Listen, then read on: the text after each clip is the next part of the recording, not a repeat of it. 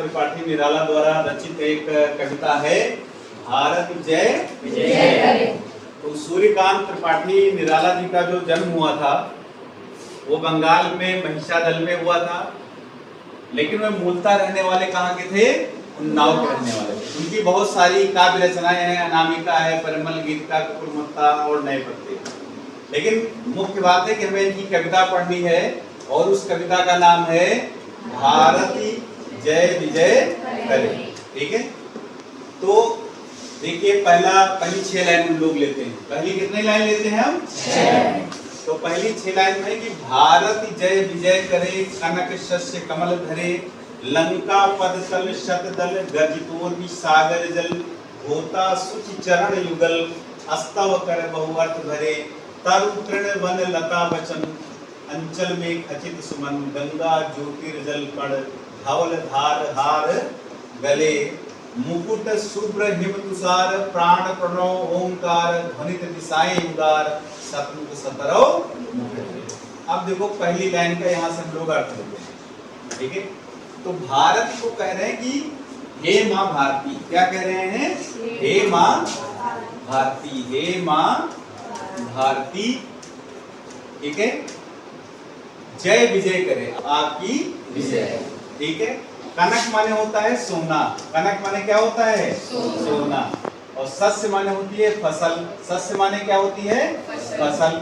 और कमल धरे मतलब कमल में रखा, कमल में विद्यमान, कमल में विद्यमान। ठीक है, विद्यमान। फिर करें लंका पद तल शतदल। भारत का मैप देखा होगा, इस तरह से कुछ हो सकता है, हमसे कुछ गलत बन जाए तो कोई बात नहीं है, लेकिन इसको एज्यूम करना है। ठीक है, कि ये क्या है? भारत का नक्शा है। नीचे क्या है? नीचे क्या है? तो अब ये माँ भारती, ये माना जाता है कि ये सिर है इनका, इसी तरह से इनके हाथ में कुछ झंडा वगैरह है, ये इनके क्या है? पाँव है। ये क्या है? पाँव। तो सूर्यकांत त्रिपाठी निराला जी भारत को माँ भारती मानते हैं। तो वही कह रहे हैं कि आपके पद तल, पद पैर के नीचे क्या है? श्रीलंका है। शतदल माने कमल, शतदल माने क्या होता है? कमल। आपके पैरों के नीचे कमल है। गर्जित माने होता है गर्जना करना। गर्जित माने क्या होता है?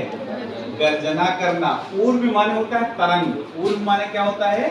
तरंग। ऊर्व का मतलब तरंग। सागर जल माने सागर का जल। ठीक है, फिर धोता माने धोना, पखारना।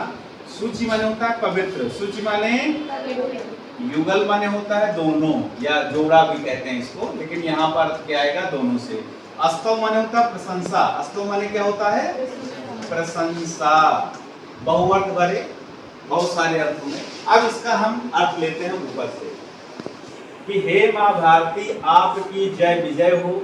आप कनक शस्य कमल धरे, अर्थात आप सुनहले फसलों और कमल के बीच में धरे माने विद्यमान है। हे माँ भारती आप सुनहली फसल और कमल के बीच में विद्यमान है।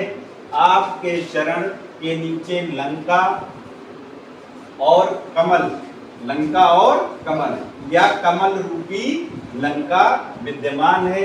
सागर जल की जो गर्जना करने वाली तरंगे हैं, आपके पवित्र चरणों को आपके दोनों पवित्र चरणों को धो रहा है। और वो सागर जल की जो तरंगे हैं वो विभिन्न प्रकार से आपकी प्रशंसा कर रही हैं। सबकी समझ में आ गया? इसमें किसी भी लाइन का कोई ना समझ में आया हो तो बताओ।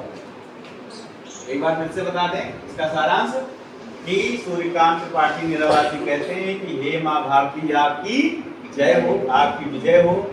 आप सुनहली फसलों और कमल के बीच में आप विद्यमान हैं। आपके पैरों के नीचे कमल रूपी श्रीलंका विद्यमान है। जो सागर के जल है वो गर्जना करती हुई उनकी तरंगें आपके पवित्र चरणों को हो रही हैं और आपकी विभिन्न अर्थों में या बहुत प्रकार से आपकी प्रशंसा कर रही है। ठीक है।